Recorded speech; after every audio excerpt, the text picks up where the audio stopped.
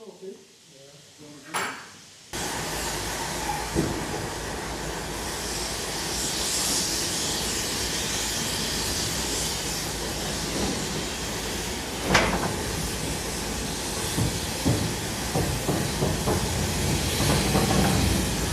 are the remaining sort of engineering challenges for it on the engine then? At the moment, as we stand, to be honest with you, we've got some white metal to do on the rods, put the fittings on the boilers. Basically, we're hopeful that we can actually test steam it later on this year. So how far away from completion do you think you are? Well, there's a couple of imponderables. We're waiting for the superheater elements to come back. We had some made and they weren't quite how we wanted them, so they're away being modified. Yeah. And we're expecting those back in next month. Then hopefully they'll all fit to the standard we want. So that's a slight imponderable. I don't think we're going to find any more unpleasant surprises because we've pretty well done everything now. Yeah. So, I mean, we're hoping to have it all back together and in frames tested by the end of this year, and then we can start doing fitness to run testing and shake it down here. Yeah. And then it really needs to go away somewhere then to stretch its legs because we've only got a short line here, you know. And earn some money. And earn some money for our next overhaul. So, yeah, we'd like to think we'll have it, the in-frames test done by the end of this year. Chairman, Rod Wallace. Yeah. Would you like to say a few words? The team that we're actually using for the rebuild, we're on about our fourth team because this came out of Barry in 1978. It was an early one then, wasn't it? Yes, comparatively. Yeah. Yes. Yeah, 88 88th one to come out. Yes. We were fortunate at that time with having an ex-Old Oak fitter on the team, a lovely chap called Johnny Wood. Sadly, John died 15 years ago, I think, or perhaps before then, but not before he'd done all the valve setting for us, which was a tremendous help. Yeah. But as I say, we're on about the fourth team now, and we just about can turn out 7, 8 people if we're all here, as we are this weekend. But of course, being a build with volunteers like ourselves, most of us are retired, some of us are still working, this poor old chap here. But one thing, we can't boss people around too much if they're volunteers, but the other thing is you've got to rely on their availability. Yeah. And that's why it's taken so long, really, to put everything together. And we've not had any help from any... We've had no help any at all funding from organisations. funding. I won't mention any names. No, we won't do any work that we can't pay for ourselves. In other words, with support from particular, regular supporters. We've not had to go cap in hand with anybody, which is, I think, not bad. We'd like to, but we would have got on a lot faster. But it's not a job that we've rushed.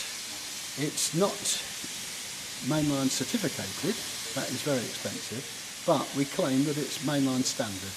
And we have on our team at the moment a chap who's well versed in mainline steam, Steve Underhill, who has a long history with Quainton Road. Started on 6024. And we're very, very lucky to have him. And he's making sure that we keep up to mainline standards in all that we do, which includes materials, fits of threads and goodness knows what. He's very meticulous, and we're very lucky to have him. So he's made a nice job of the boiler. Next large item due back, hopefully within 2 to 3 weeks, will be the superheater elements. They're being built for us by the Norfolk Engineering, and they will be to Great Western pattern, and they look as though they're doing a nice job. They're taking their time, but they're doing a nice job. It's all welded construction. There was about, they made 20 all welded construction tanks. Do they? Yeah. So that suited our purposes, because when we got the steel, it was all in large pieces, and the last thing we wanted to do was drill loads of holes in it just to put rivets in it. Yeah. It's welded, yeah, and then we put this angle iron strengthening in and welded that as well. So, you know, it should be good and watertight, and also should have the sufficient strength. And we put these additional lateral strengtheners in because that's quite a big area to be unsupported, you see. And that's where the row of rivets would have gone if we'd have been doing it with the construction. You get a bit of quilting on the outside, but to be honest, you can't really avoid it completely.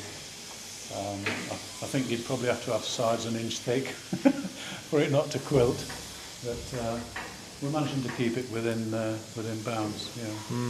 But all the tenders you see, you know, even some of the ones at the NRM, if you look at them in the right light, you can see the quilting on the tender. So we were fretting over it a bit, and then we thought, well, we're fretting over nothing really, because it's, you know, we can't change the laws of physics. You know, every 4 weeks we've got at least, you know, 2 of us working for 2 days on it, and in between times Charlie is in on the Sunday. So occasionally on a Saturday Jeff comes in to do some welding.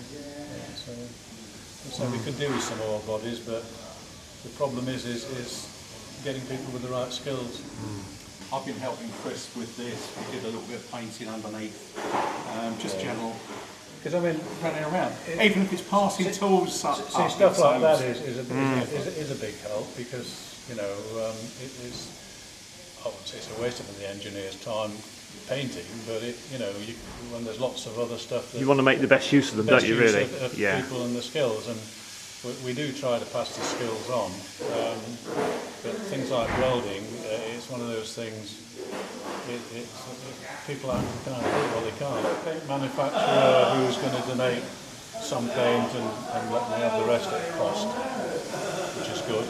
And there's a painter who works out of Tysley, but he doesn't want to travel from Birmingham. So we are looking for a painter.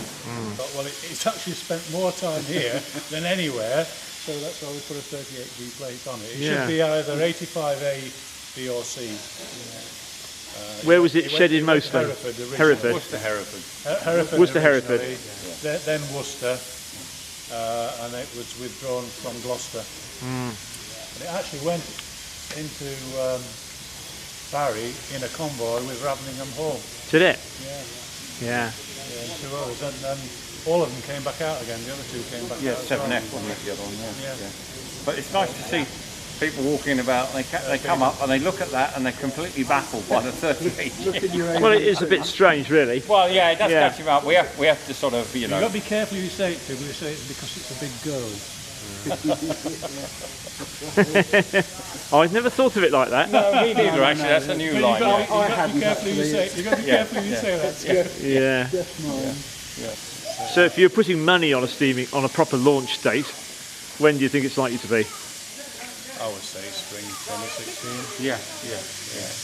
That's what fairly confident. But you know, with antique machines, there's always a possibility something might bite you. But I think we've had all the unpleasant surprises that we're going to get on it. But fingers crossed.